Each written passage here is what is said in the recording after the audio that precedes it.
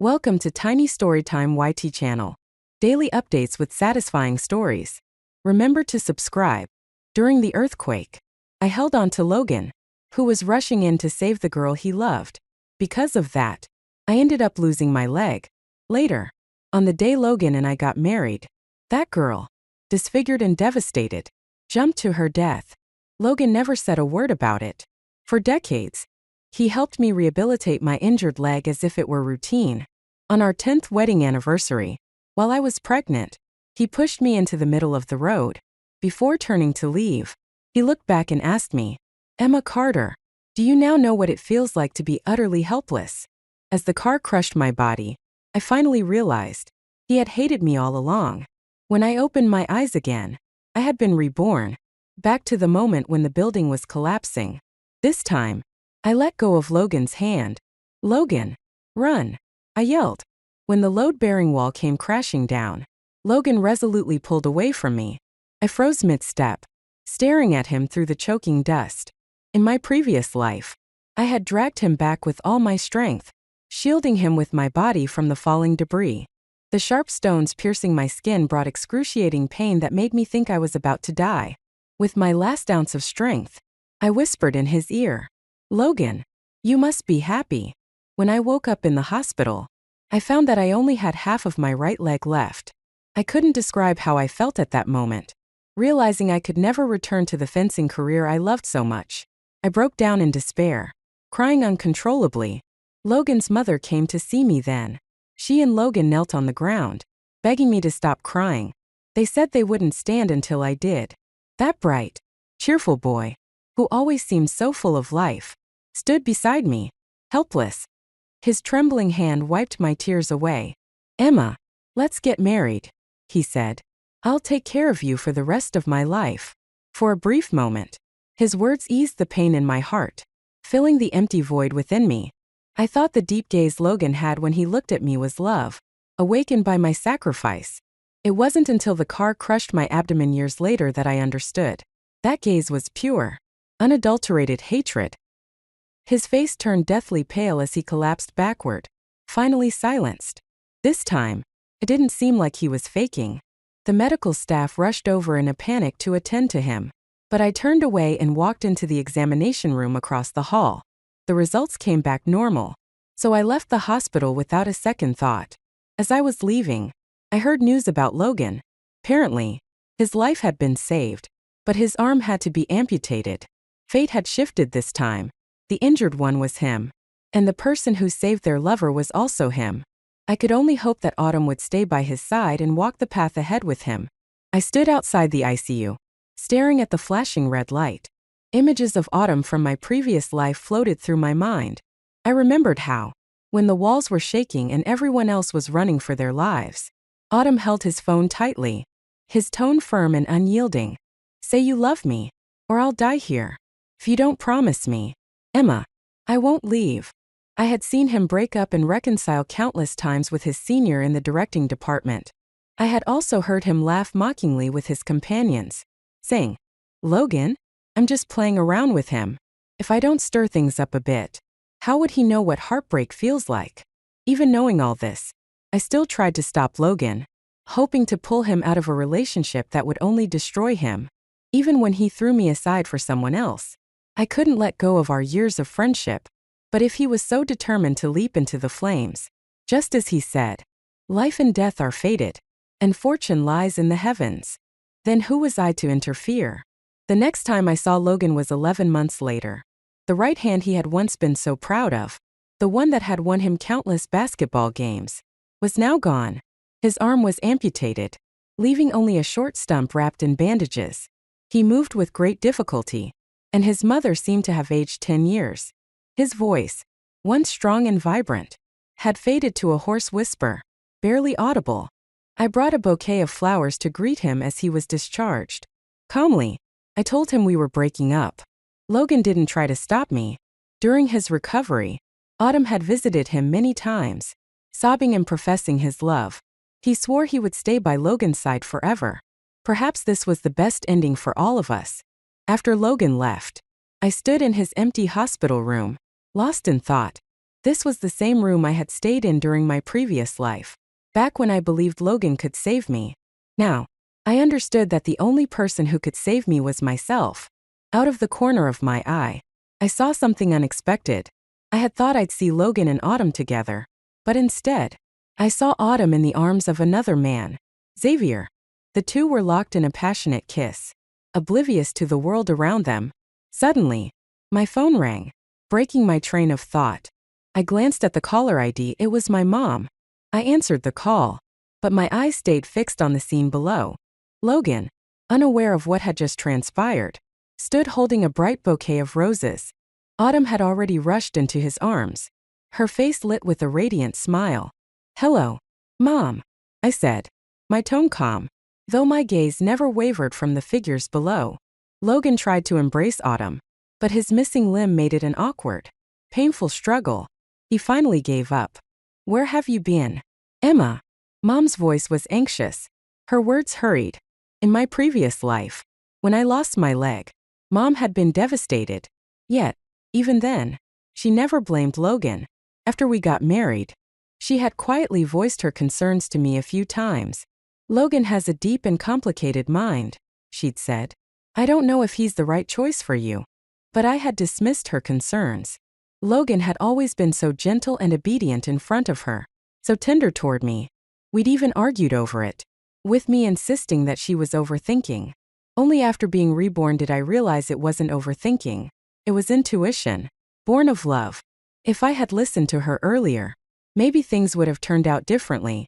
"Don't worry, Mom," I replied, softening my tone. "I've already said goodbye to Logan." As I spoke, a chill ran through me. Not far away, I saw Xavier, his hands casually in his pockets, standing amidst the flowers. He looked up at me, his piercing gaze locking with mine.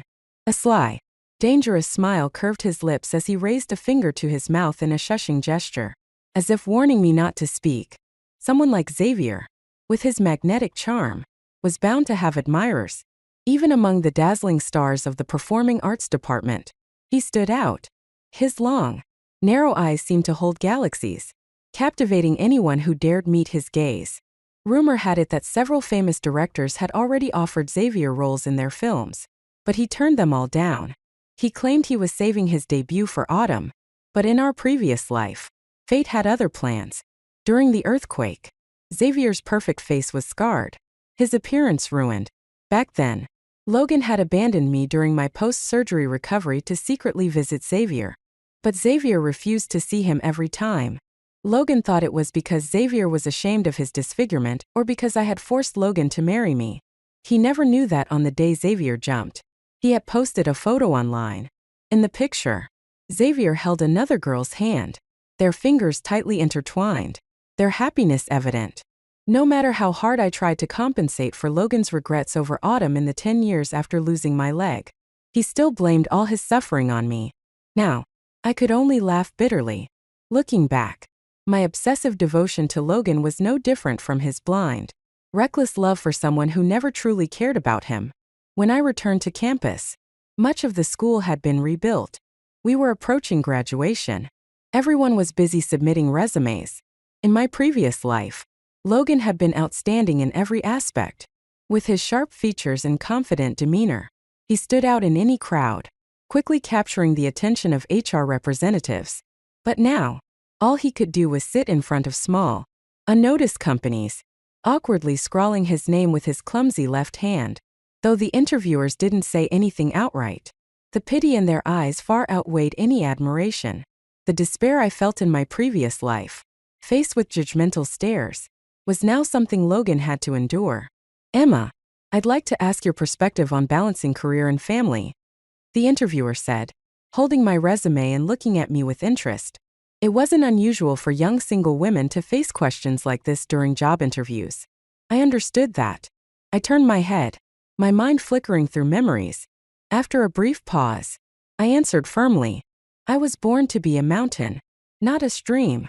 The interviewer blinked in surprise, but soon, a warm smile spread across their face, and they nodded approvingly. "All right, Emma, one last question. You've applied for a position as a wheelchair fencing coach. Could Could you tell us why this role holds special meaning for you? Beneath the table, my hand rested lightly on my right knee as I slowly rotated my ankle. The joy of regaining what I had once lost still lingered in my heart. In my previous life, I had encountered countless obstacles. I had grown to despise the fencing I once loved. Every time I saw a fencing competition on TV, I would smash the screen in a frenzy. It was only much later, when my emotions had calmed, that I began to explore wheelchair fencing. The female coach I met back then handed me a sword and said, "You've lost your leg, but if you grow wings, you can still fly." Unfortunately, by then, my physical condition had deteriorated, making it nearly impossible to pursue that dream again. Now, with this second chance, I understood the pain I had endured. I wanted more people to experience the joy of life with me. Faster, higher, farther is not just a motto, it's a mindset. Physical limitations should never confine someone's pursuit of their dreams. Those were the words of my coach in my past life, and they had become a late comfort to my soul. As the interview ended, I saw Logan and Autumn. She stood close to him, her presence strikingly noticeable. "Logan, don't worry," she said in a sweet, coaxing tone.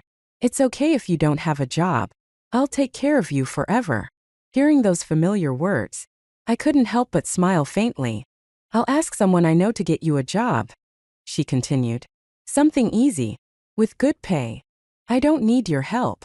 Logan snapped, his voice firm. "Why would no company want me? Just give me some time. Autumn, trust me." It was obvious that Autumn didn't truly care for Logan.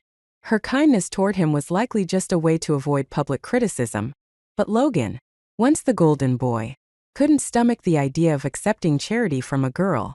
Even now, he clung to the belief that he could still make a name for himself. However, his past decisions had left a glaring stain on his record, like skipping a major exam to accompany Autumn to a competition. That, coupled with the long road to physical recovery, meant Logan had lost the extraordinary advantage he once had when entering the workforce. Reaching his previous heights would now require an unimaginable amount of effort. As I walked past them, I heard Logan deliberately raise his voice. "Autumn, I'll make you happy. I promise." From the corner of my eye, I saw him wrap his arm around her waist, his gaze fleetingly drifting in my direction. I pretended not to notice and kept walking, memories tugging at my mind. I remembered the 18-year-old boy who had waited outside my home all night, holding a jar of paper stars. His voice had trembled as he said, "Emma Carter, we got into the same college. Can we be together? I swear, I'll make you happy." Closing my eyes, I could still see the snowy willow trees and his sweat-soaked white shirt. We had worked so hard to be together, only to be defeated by time. "Emma," a cheerful voice broke through my thoughts. Turning, I saw Luna skipping toward me, throwing herself into my arms. "Be in my graduation film," she exclaimed. I had met Luna in the drama club. Coming from a wealthy family, she was set to study abroad after graduation. Her biggest problem right now was completing her final project, a short film. I linked my arm with hers and nodded. "All right," I said, perhaps worried that I'd be upset over my breakup. Luna intentionally positioned herself on my right, blocking my view of Logan and Autumn. "Logan's mom caused a big scene at school the other day," Luna said casually. "She told Autumn that Logan belongs to the Lin family, alive or dead, and demanded that she give him a grandson. Anyone would break down with a mother-in-law like that," Luna added, sneaking a glance at my face. "Luna, I've already broken up with Logan," I replied calmly. "I don't want to hear anything about him anymore." I was at a major turning point in my life. There were far more important things than love, and I had no intention of letting someone I would never reconnect with disrupt my world again. Luna's script was inspired by a real-life school principal from a rural mountain village. I was cast as a young woman forced to abandon her studies due to family pressure to marry. It wasn't until rehearsals began that I noticed we were working next door to Xavier's group. In his script, the female lead was played by Autumn. The two of them spent every day together, their ambiguous relationship well known across campus. But given Xavier's family background, no one dared to gossip openly. Logan had received some positive responses from companies during his job search, but for some reason, All communication had abruptly ceased. Logan eventually accepted Autumn's arrangement and used her connections to join a company. It was said the pay was decent, but it also meant he had to swallow his pride and become the very kind of person he once despised. A beneficiary of nepotism. By this point in my previous life, he would have been undergoing physical rehabilitation, one of the hardest periods of recovery. It involved coming to terms with his new reality, facing his deepest wounds over and over again. Logan's emotional state began to destabilize, and he leaned heavily on Autumn to fill the void in his heart. But Autumn's attention wasn't on him at all. To ensure he looked his best on camera, Autumn maintained a strict routine of early nights and early mornings. Perhaps it was the glow of being immersed in love, but he seemed even more radiant than before. During rehearsal breaks, I often overheard Autumn impatiently saying on the phone, "I told you I'm busy. The crew has a meeting tonight. I don't have time to go with you." Sometimes, when Logan showed up to see him, Autumn would make excuses to leave, even instructing those around him, "Don't tell him I'm here." On Valentine's Day, Logan came with flowers to see Autumn, but Autumn was busy rehearsing and didn't even greet him.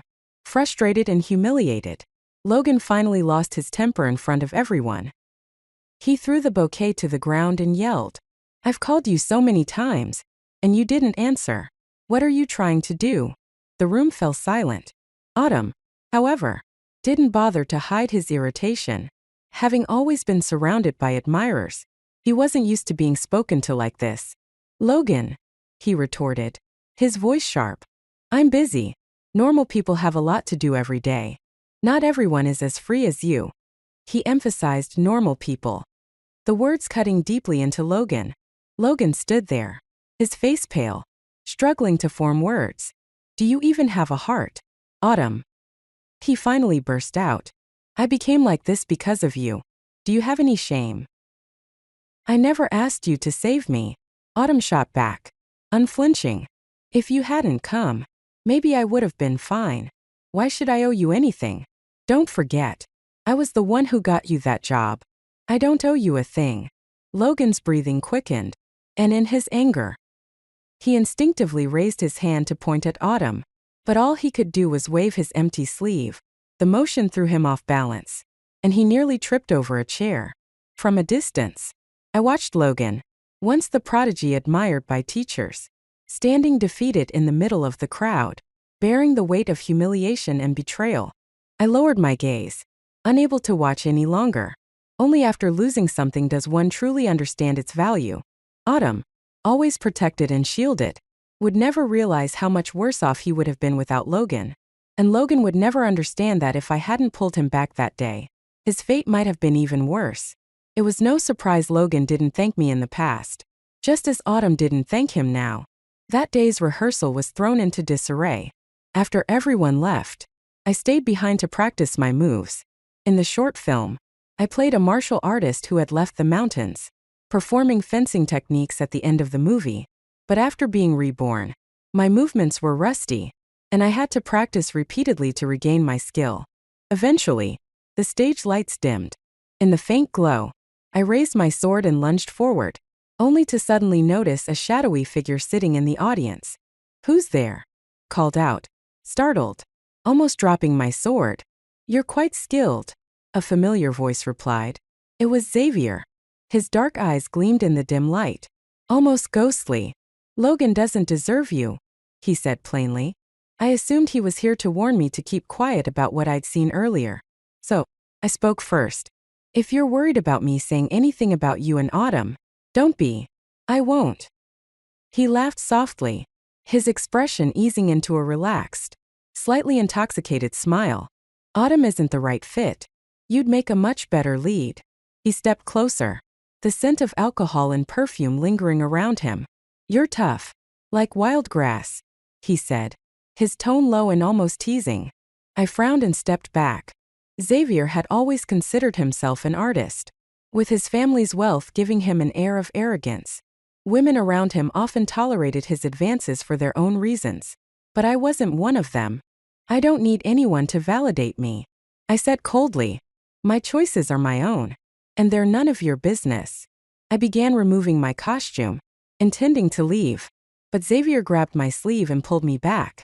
Emma Carter, he said softly, has anyone ever told you that you're different? If we were together, don't you think Logan would be devastated? Wouldn't you like to see him come crawling back to you? For a fleeting moment, I was tempted, but I quickly suppressed the thought.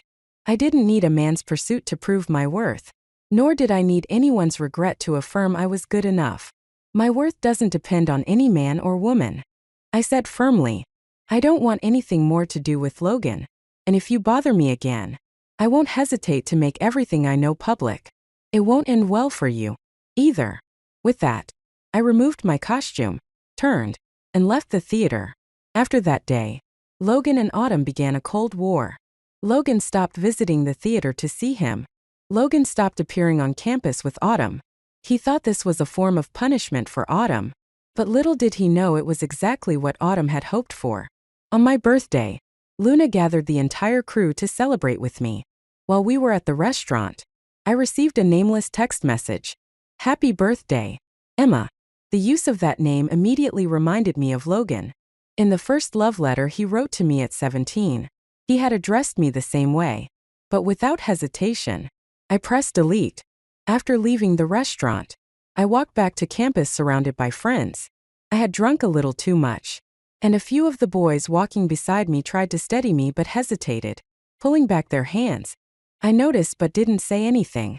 Under a street lamp, I spotted a tall, thin figure silently standing in the distance. One of the boys noticed first and discreetly stepped aside. Happy birthday. Logan's voice was calm, but I could hear the emotion he was holding back. After a brief exchange, I nodded. Thank you. In his left hand, he held a poorly folded bouquet of paper stars. When he took a step forward, I took a step back. The cold wind howled, scattering the paper stars across the ground. Neither of us bent down to pick them up. I'm heading to Beijing for a fitting soon, he said, his tone carrying a faint note of grievance. During the 4 years we were together, I had never missed a single significant event in his life. Through all his tough times, I had always stood by his side. I remembered our sophomore year when he fell off his bike and injured his arm. Blood soaked through his shirt. Yet he still silently brought me the birthday cake he had prepared. But the moment I rolled up his sleeve to check his wound, the tall, proud boy burst into tears, pouting like a child. That once arrogant figure had been reduced to nothing but vulnerability in front of me. Now, though, I wouldn't be there for him during his darkest days. Good luck, I said coldly, my expression completely devoid of warmth. Emma, he called out, his voice trembling. How can you be so heartless? Can't we even be friends anymore? Some of the people nearby glanced over, their eyes filled with curiosity and suspicion. I looked straight at him, unwavering.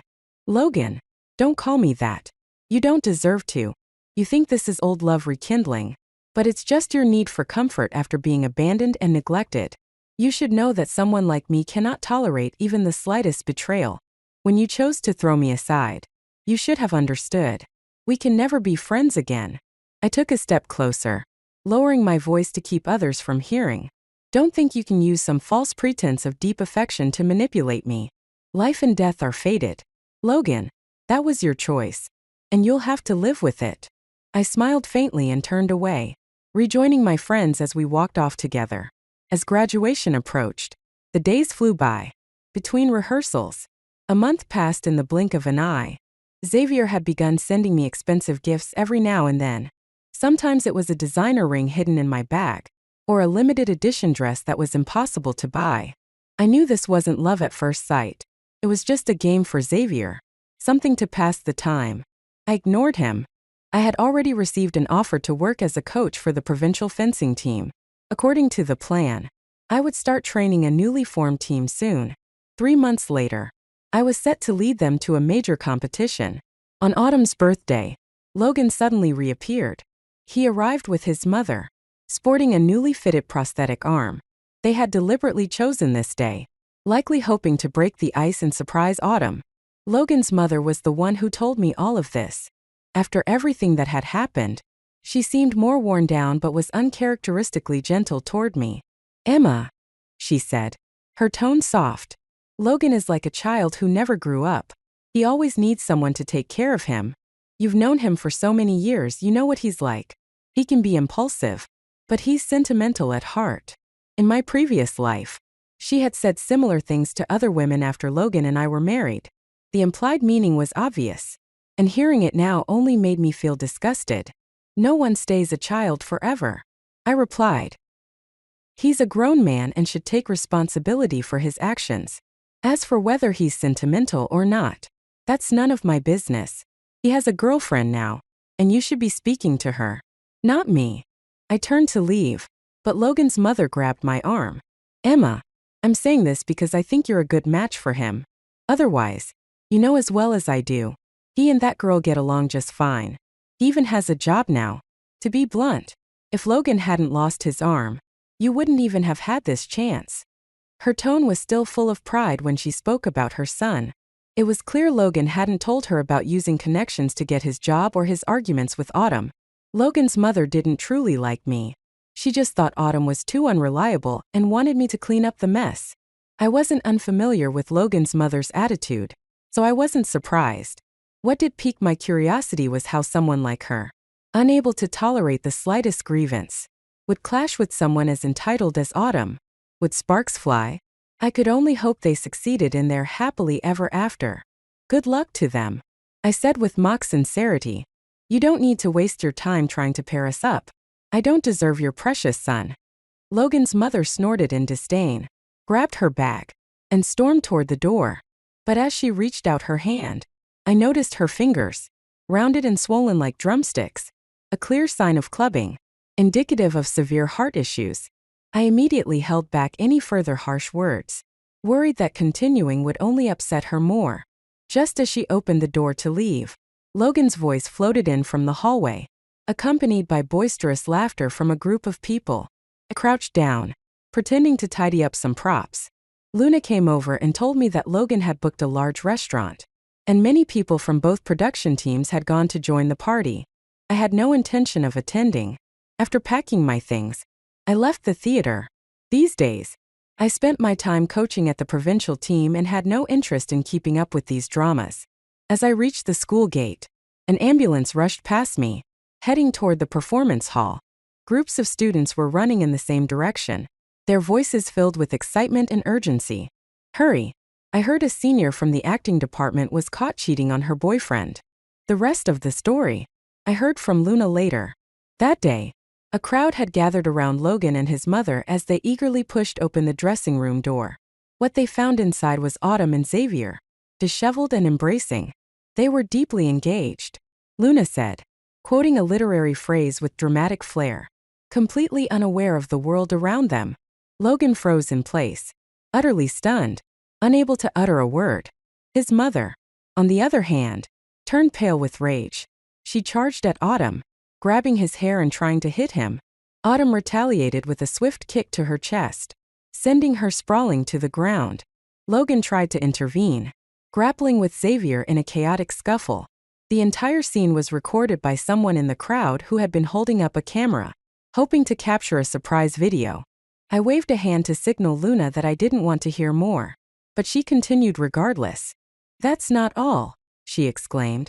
In the chaos, someone pushed Autumn, and he fell to the ground, bleeding heavily. I choked on the water I had just sipped, coughing in disbelief. Apparently, Autumn was 3 months pregnant. He lost the baby. I was utterly shocked. Doing the math, Logan and Autumn hadn't even been together for 3 months. I couldn't imagine how Logan would react upon learning this news. Logan's mother had also been hospitalized after the incident. She had suffered a heart attack and was barely saved. She was still in the ICU. Emma, you're so lucky, Luna said, shaking her head. Breaking up with Logan was the best decision you ever made. Look at the mess they're in now. Don't you dare get involved.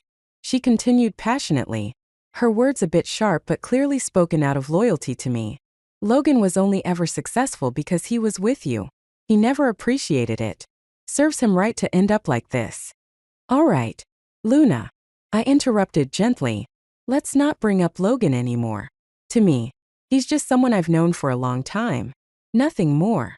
To change the subject, I pulled out my phone. Look at this, I said, showing her a video of one of my students. The screen displayed a young girl, paralyzed and wheelchair-bound, confidently raising her sword and landing a flawless thrust against her opponent. Before joining our team, she had nearly succumbed to her parents' pressure to marry a deaf-mute man she had never met. Learning fencing had given her the courage to stand up to her family and say no. "Emma, you're amazing," Luna said, her eyes misty with tears as she hugged me tightly. "When I become a director, I'll make a movie about your story." Graduation assessments arrived as scheduled. Luna's short film was a great success. In the final scene, a group of girls clasped hands, reciting loudly, "I was born to be a mountain, not a stream." As their voices echoed, I donned my fencing gear and demonstrated my swordsmanship on stage. In that moment, atop the figurative peak, I looked down on the mundane struggles I had once endured. A flash of imagery crossed my mind: a speeding car, a woman sitting helplessly in a wheelchair, her tearful eyes filled with despair as she murmured, "Help me. Someone. Please save me." Across the uncrossable chasm of time, I answered her question. "I'm here to save you. I can save you." And with that, the chaos of traffic noise faded. The swell in my stomach calmed. I regained my legs and stood tall once more amidst the billowing dust. Pulling myself to safety, reborn, I vowed to love myself properly this time. The audience erupted into thunderous applause. Among the crowd, I saw Logan. He sat there, tears streaming down his face, completely overwhelmed. The first person to stand and present me with flowers was, surprisingly, Xavier. I watched as he carried a bouquet so large it nearly obscured him entirely. Walking toward me, "Emma Carter, you're stunning today," he said, his voice smooth. At the center of the bouquet was a card with bold words. "Emma Carter, I like you." But I didn't take the flowers. In the end, Luna stepped forward as the event organizer and accepted them on my behalf. "Thank you for your support," she replied politely. As I packed my belongings backstage, a figure appeared at the door, staring at me. When I turned, it was Logan. He approached slowly, opening his arms with visible effort. "Emma, we're about to graduate. Can I hug you?" We both knew that after this moment, we would likely never see each other again. Seeing the mechanical arm peeking out from his sleeve, I softened just a little. "Emma," he choked, his voice trembling. "Be happy. In this second chance at life." Those were the very words he said to me. How ironic. Fate had truly played its hand, twisting our paths in such unexpected ways. If you had pulled me back when I rushed in that day," he stammered, "maybe everything would have been different. I would have realized my mistakes. Emma Carter, I'm sorry. I was wrong." His lips trembled as he lowered his head, tears falling helplessly to the floor. I smiled faintly. "Logan," I said, "a coward who can't face their actions isn't worthy of respect. If you didn't regret it, I might have respected you a little more. But you don't need my forgiveness, because I'm irrelevant to you, just as you are to me. The best thing for both of us is to never meet again." I zipped up my bag and walked out of the dressing room. This time, all the shadows of my past had finally come to an end. After leaving school, I rarely paid attention to news about the others. I heard, through Luna, that Logan's mother suffered massive blood loss during surgery and barely survived. Autumn's family had stormed into Logan's home, causing chaos. After losing his job, Logan couldn't afford the medical bills and had to borrow money from old classmates. Meanwhile, Xavier sent me endless messages through my brother and directly to me. Almost daily, he told me he had broken up with Autumn and asked if I wanted to be the lead in his next film. I never responded. To me, men like Xavier, who used wealth as leverage, were revolting, not charming. I was busy coaching my team for an upcoming competition, barely keeping up with the demands of the job. With just 10 days left before the event, I took the team to the competition venue to adapt to the environment. Paralympic athletes often needed more time to familiarize themselves with the setting. During the journey, I was filled with nervous energy, worrying over every possible mishap. That evening, after settling into the hotel, Luna called me suddenly. "Emma, have you seen the trending news?" she asked urgently. Before I could reply, she hung up and sent me a video. The clip showed Logan's mother screaming at me in the hospital after the earthquake. The video had been edited, cutting off the beginning and end, focusing solely on the part where she accused me of abandoning Logan to die. My indifferent expression was zoomed in and turned into a meme, with the caption, "It's not my problem whether he lives or dies." My identity was exposed, along with the details of my team. Outraged comments flooded in from people who didn't know the full story. If she couldn't even save the people around her, how can she care about disabled people?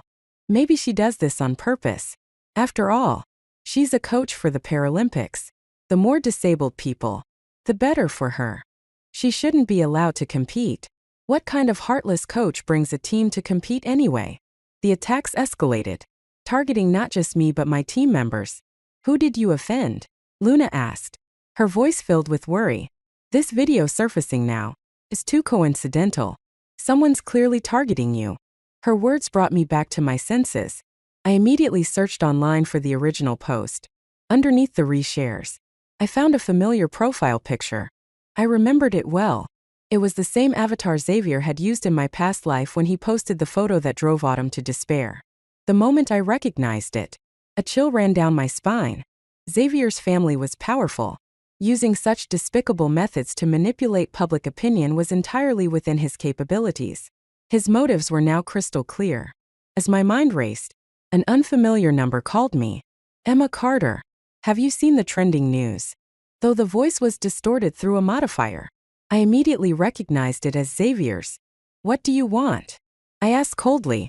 "Resign as a coach and join my film. Otherwise, it's not just your reputation that will be ruined. I can ensure your entire team won't be able to compete." The line went silent. I sat alone in the dark room, lost in thought. Xavier had always been unpredictable and unhinged. If I refused, I couldn't imagine how far he'd take this. This was a critical moment for everyone on my team. I didn't want my personal issues to jeopardize the competition they had worked so hard to prepare for. But this job meant everything to me. It was the opportunity one had dreamed of, the role I knew I was qualified for. "Emma, have you thought about where the video came from?" Luna's voice snapped me out of my thoughts. I replayed the events of that day in my mind. Back then, my memory was hazy, but aside from Logan and his mother, there hadn't been anyone else familiar present. Unless someone close to me had deliberately leaked it, no one else would have thought to use this against me. Who could it be? After a moment of contemplation, I dialed Logan's number. "Emma," he answered, his voice anxious. It wasn't me who leaked the video. His hurried denial only deepened my suspicion. "It was your mother, wasn't it?" I asked, my voice trembling slightly.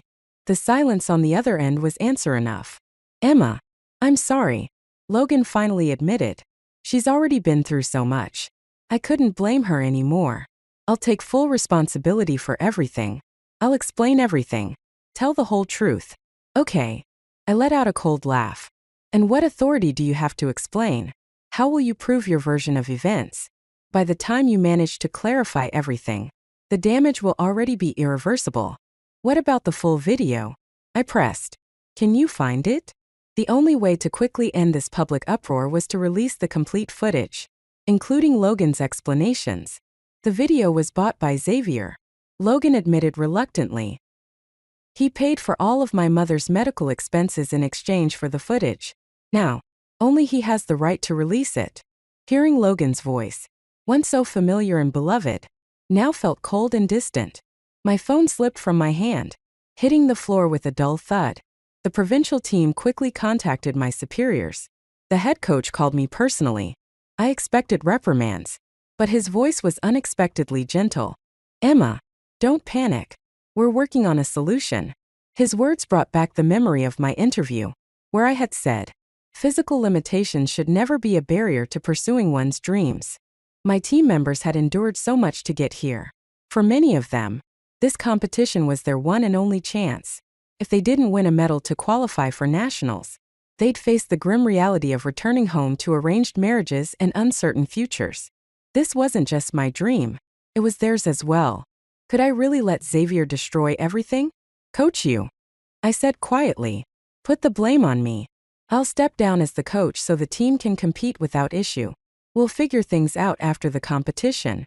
But deep down, I knew that compromising now would leave a permanent stain on my career. It would be nearly impossible to recover from this. Still, looking at my team, who had given everything they had to reach this point, I couldn't bear the thought of being the one to ruin their chances. I packed my things and called Luna. Luna, where are you? I need to. Before I could finish, Luna's excited voice cut me off. Emma, there's been a reversal. Check the trending topics now. News of the full video being released had quickly climbed to the top of the local trending list. In the footage, Logan's tearful explanations and the bystanders' harsh accusations were laid bare. Public opinion shifted almost immediately, turning its focus to the connection between Logan and the mysterious Autumn. Within half an hour, all traces of the trending topic were erased. A mundane entertainment headline replaced it at the top of the charts. It was a swift and efficient cleanup, leaving no doubt that someone powerful was pulling the strings behind the scenes. If Autumn's true identity were revealed, finding Xavier wouldn't be difficult. Clearly, Xavier didn't want the situation to escalate further. But who had released the full video? That remained a mystery. After this incident, Xavier didn't contact me again. Preparations for the competition continued at a rapid pace, and the controversy seemed like nothing more than a minor hiccup in the process. The competition went exceptionally well. My team performed beyond expectations, with all 3 top spots claimed by our athletes. Under the dazzling stage lights, the girls smiled and cheered, pushing their wheelchairs and hugging each other tightly. The mountain girl on our team won the championship. Soon after, advertising companies reached out to sponsor her training expenses for the future. Amid the celebration and applause, I received a call. When I answered, a voice I hadn't expected to hear greeted me. Emma Carter, you're amazing. The voice was distant yet familiar, pulling me back to my previous life. In that dark hospital room, I had suffered from chronic insomnia, unable to sleep through the long, agonizing nights. One evening, a TV program aired a live news segment featuring a reporter's voice, steady and warm, that somehow brought me a rare sense of peace. For weeks, I relied on that voice to lull me to sleep, until one day, the news reported the reporter's tragic death. A fall from the 17th floor of a hospital. They claimed he had been overwhelmed by despair after witnessing too many injured victims during the earthquake. The broadcast replayed clips of his interviews, his comforting tone filled with hope and encouragement. But the more I thought about it, the less the story made sense. Something about his death felt off. Now, hearing that voice again made my eyes well up with tears. We arranged to meet at a small cafe. Did you release the full video? I asked. The man sitting across from me introduced himself as Chen Jing. His round face and calm demeanor gradually overlapped with the cameraman I had briefly glimpsed when Logan's mother confronted me at the hospital. I was relieved that the tragedy of my past life hadn't repeated itself. I did, he said, his voice as gentle as ever, like a stream flowing through my heart. Why did you help me? I asked, still wary. If Xavier had this kind of evidence, he must have ensured the original footage was tightly controlled. It wouldn't be easy for anyone to access, let alone release it. Chunjing smiled faintly. Let's just say I had my reasons.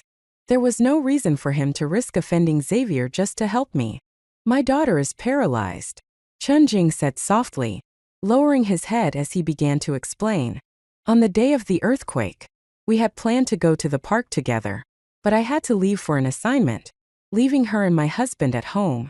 Later, she was crushed under a fallen pillar, and both her legs were broken. And your husband? I asked cautiously.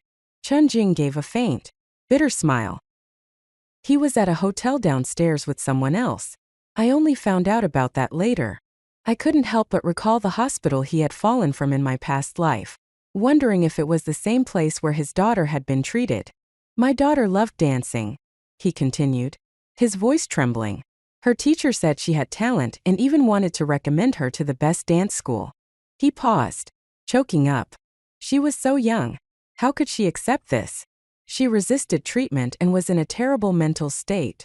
Chunjing looked up at me, his eyes glistening.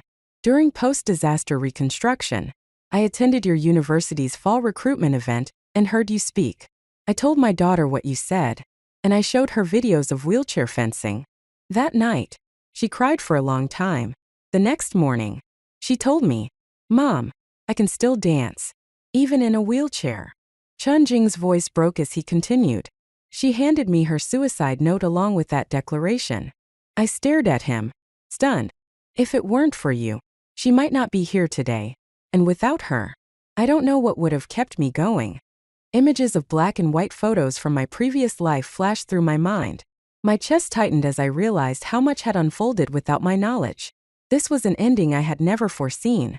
Xavier contacted me. Chunjing admitted. He offered a huge sum for the video, but I told him the camera malfunctioned that day. I didn't have the footage. I had heard about his daughter's expensive treatment, as well as his ongoing divorce battle with his ex-husband. He hadn't mentioned any of this, but I knew how desperately he needed money. If it weren't for you, he said firmly, his voice regaining strength, I wouldn't have found the courage to keep going. I used to blame myself, thinking I wasn't good enough to keep my husband or to protect my daughter. But your words reminded me, we were born to be mountains, not streams. Why stop at a small ditch in the path? What I should do is make him pay for what he's done. Chunjing stood and looked at me, his gaze unwavering. If your story needs a twist and a savior, I hope it's a woman. We don't have to be fools, fighting and bleeding over men. Our arrows can aim at cowards too. With that, he left. The next explosion of entertainment news came while I was attending the wheelchair fencing team's celebration dinner. This time, Xavier was at the center of the scandal. The release footage came from Autumn's birthday party, showing him and Autumn disheveled and scrambling apart. The camera then caught Logan entering with flowers, his face full of confusion and betrayal. The triangle of their relationships was dissected and debated, eventually igniting a storm of public opinion. I didn't know how Chunjing had managed to obtain the video from Xavier's inner circle, but I knew one thing for certain: those who betray will eventually be betrayed. Those who pursue personal gain will ultimately crumble under their own weight. Autumn's acting career collapsed before it could take off. The internet compared his current face to the one in the video, struggling to reconcile the two. When I saw his recent photos, I barely recognized him. The breathtaking beauty he had once possessed was gone. His manager publicly revealed that Autumn had undergone multiple cosmetic surgeries after his breakup with Xavier, each one worsening his appearance. At barely 20 years old, his face had already become unnaturally stiff, his natural charm completely destroyed. Without his looks, he became a magnet for criticism, his reputation in tatters. Even private remarks he had once made to friends. Logan? I'm just playing with him. If I don't push Xavier a little, how would he ever feel heartbreak? Were leaked to the media. I didn't know if Logan followed entertainment news, nor did I know how he felt hearing such revelations. The saga ended with Xavier's financial backers being exposed for tax evasion and fraud. One of them, a prominent figure, was revealed to have engaged in numerous affairs. Evidence provided by his ex-wife led to his downfall. He now faced legal consequences. As the news segment concluded, the familiar voice of Chunjing came through the screen. This is Chunjing, reporting live. We'll continue to follow the developments in this case. Her voice was clear and calm, carrying a hint of relief, as though a heavy burden had been lifted. Years passed before I saw Luna again. She returned from studying abroad, now a successful director. To avoid her family's constant pressure to marry, she focused on her career, which unintentionally catapulted her to fame. She approached me one day, beaming with excitement. That movie about you? It's finally in production. Her class had produced many talented directors. Though the once famous Xavier had fallen into obscurity, no one even knew his whereabouts anymore. Do you have any specific lines you'd like to include in the script? Luna asked. I wrote a single sentence for her. Many years ago, someone gave up on themselves, telling me, life and death are fated. Fortune lies in the heavens. But I want to tell you, your fate is in your own hands, not the heavens. I also requested that the story feature my first group of students as its inspiration. The once skinny, dark-skinned girl from the mountains had since become a Paralympic champion, competing in tournaments year after year. He would send me a photo each time. In every picture, the girl's vibrant smile shone with life, a beauty not inferior to Autumn's, but filled with an unmistakable vitality. Many of the students I had coached were invited by Luna to attend this performance. Those girls often said I was their savior, someone who rescued them from despair and gave them courage to face life's challenges. I could empathize with them, but the truth was, my original goal had simply been to save myself. Yet, in the quiet moments of the night, I would hear the words of that woman in the wheelchair echoing in my mind. A person who strives to save themselves, who works hard to love themselves, radiates a courage they never even realize they possess. And it's this strength the world truly needs. That strength, I thought, is what makes someone the hero of their story. And for once, I was grateful to have become the hero of mine.